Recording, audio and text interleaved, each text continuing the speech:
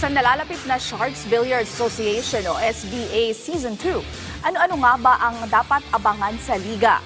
Samantala, nagbigay din ng reaksyon si SBA CEO Hadley Mariano sa paggamit ng mga manlalaro ng wax cue ball.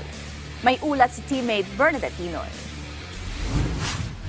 Hindi na ikinagulat ni Sharks Billiards Association founder and CEO Hadley Mariano ang paglalabas ng emosyon ng ilang foreign players kontra sa mga nakatunggali nitong Filipino athletes dahil sa paggamit ng wax cue ball o ang paglalagay ng pampadula sa cue ball upang mas madagdagan ng pag-ikot ng bola. Gaya na lang ng nag-viral na social media post ni Albanian star Eklen Kachi matapos siyang matalo sa World Pool Championship sa Saudi Arabia laban kay Pinoy pool player Patrick Gonzalez. Dito inilahad ng 2024 World Pool Championship finalist na hindi siya nagrereklamo sa pagkatalo kundi iminungkahi na pairali ng patas na laro sa torneo. Ayon kay Hadley, hindi na bago ang paggamit ng mga Pinoy ng wax cue ball.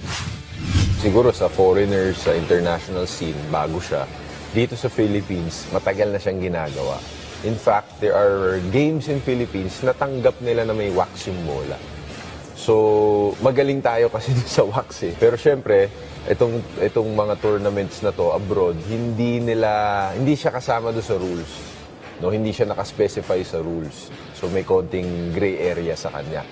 Pero ang aking unang reaction nung nakita ko, syempre hindi ako nagulat, pero unfair dun sa kalaban dahil hindi naman yun yung rules ng tournament eh.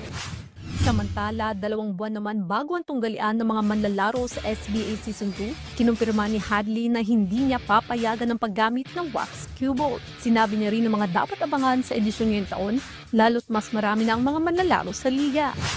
Nung inintroduce namin yung sharking, it was very interesting for the sport, for the league. Pero syempre, we have to draw more clear lines dito sa sharking rules namin. So yan, isa yan sa mga aabangan sa Season 2. At isa pang dinagdag namin sa rules, or rather tinanggal namin yung warning sa shot clock. Kung mapapansin mo sa tournaments abroad, may warning yung shot clock pag 10 seconds na tumutunog na siya. So tinanggal namin yon. Tutunog na yung shot clock parang sa basketball pag 0 na. The goal is para maingganyo manood yung mga non-billiards fans.